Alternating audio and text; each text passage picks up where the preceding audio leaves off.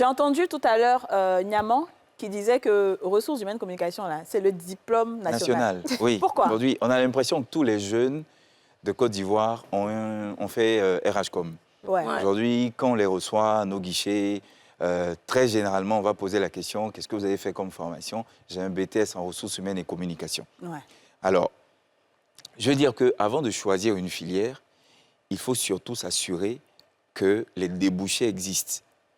Ou bien que cette filière n'est pas en train d'être dépassée, par exemple. Parce que sur le champ, vous pouvez avoir de bonnes perspectives actuellement, et puis d'ici peut-être 2-3 ans, le temps que vous aurez terminé vos études, ou bien d'ici 5 ans, cette filière-là, ou bien les postes, les emplois liés à cette filière sont plutôt en déclin. Donc, il faut anticiper dessus avant de choisir sa filière. Alors monsieur, je vais juste un peu parler un peu dans mon français. Oui. Donc, ce que vous nous dites, c'est qu'en fait, aujourd'hui, ressources humaines, là, il n'y a plus de travail pour ça. À Abidjan, ça dit, il y en a, mais c'est plus comme avant, où à l'époque, c'était à la mode. Dès qu'on finissait, en même temps, on avait du travail. Aujourd'hui, là, si on fait, ça serait un peu difficile pour nous, parce que tous les postes sont quand même occupés. Donc, c'est ce que vous avez dit, c'est ce que j'ai compris. Alors, ce que je veux dire, il y a encore des postes en ressources humaines dans les entreprises parce que les entreprises en auront toujours besoin des gestionnaires de ressources humaines. Sauf qu'aujourd'hui, avec l'arrivée du digital, il y a de nombreuses entreprises qui utilisent des logiciels pour les aider à gérer leurs ressources humaines. Du coup, on a besoin de moins de monde qu'avant aujourd'hui pour gérer les ressources humaines. Donc, mes petits frères qui veulent faire ressources humaines, je préfère leur dire de faire autre chose. Parce que au fur et à mesure, dans 3-4 ans, s'ils sont encore en troisième, il y aura encore plus de logiciels, je pense. C'est sûr. Mais en dehors des ressources humaines, enfin, en dehors de RHCOM, c'est quoi les filières qui sont un peu obsolètes où il n'y a plus énormément de débouchés comme avant? Sciences éco. Oui, dis-nous, assieds-toi. Sciences éco, L'équivalent, on va dire, à l'université de RHCOM, ce que RHCOM va être pour le BTS, ça va être la faculté de sciences éco, on va dire. Ouais. Donc là, on est encore dans du général. Le problème, c'est que quoi? En général, quand on fait un bac D, on se retrouve orienté en sciences éco. Et à la sortie de ce diplôme de sciences éco, on est toujours dans le général. Ouais. On ne s'est spécifié dans rien. Donc, on n'est pas prêt à attaquer le marché de l'emploi. Donc, il y a une inadéquation, bon, comme partout.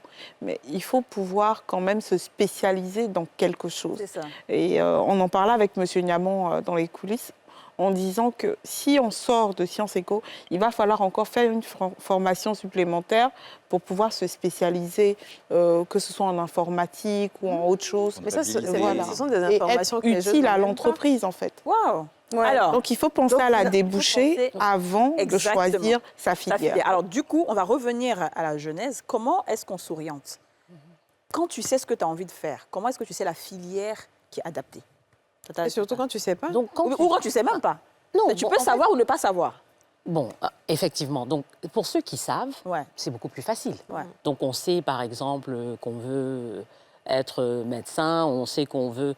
Et on veut, par exemple, faire de la communication, qui est vaste. Ouais. Donc, dans la communication, il y a tellement de débouchés possibles.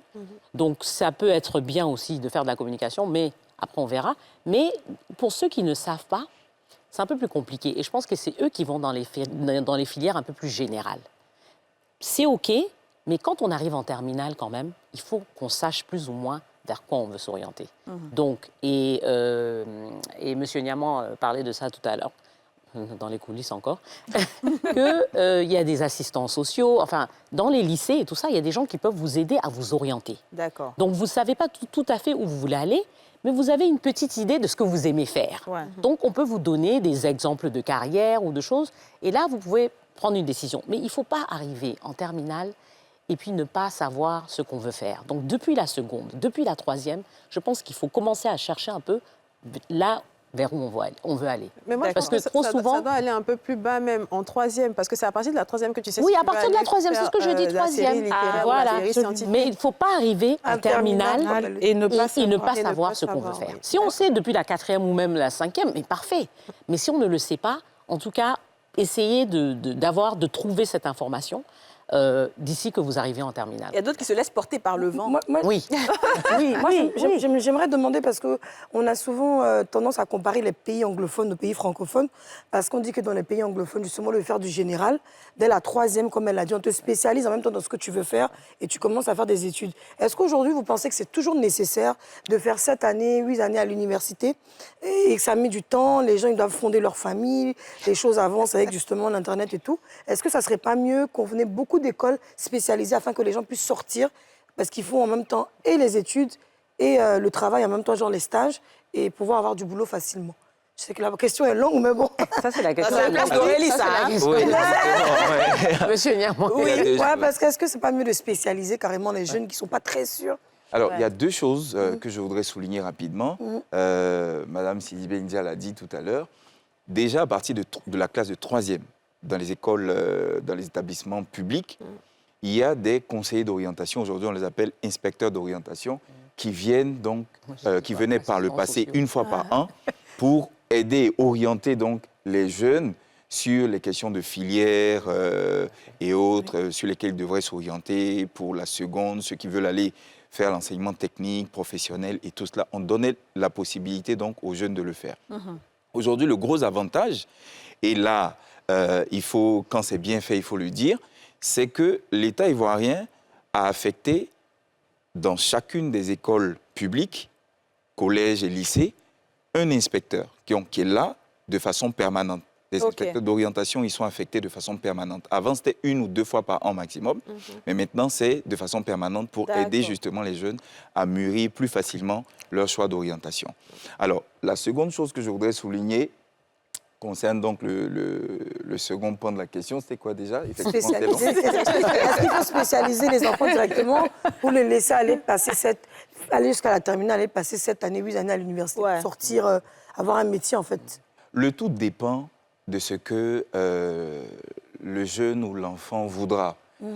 Et le conseil que je peux donner à ce niveau, c'est de trouver le juste équilibre entre ce que tu veux faire, les emplois disponibles, et puis ceux qui recrutent ont besoin, on va dire comme ça. Parce que si tu fais une formation pour laquelle après il n'y a pas de besoin, ou alors, souvent, je pense que peut-être en 3e, tu peux vouloir faire une chose, mais après, tu te rends compte que tu n'en as plus envie.